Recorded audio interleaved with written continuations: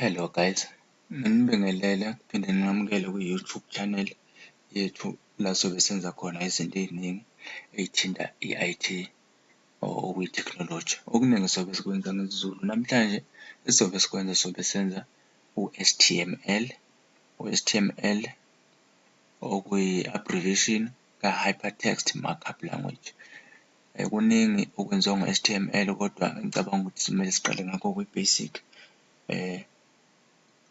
U-HTML siwusebenzisa uku-structure iwebsite.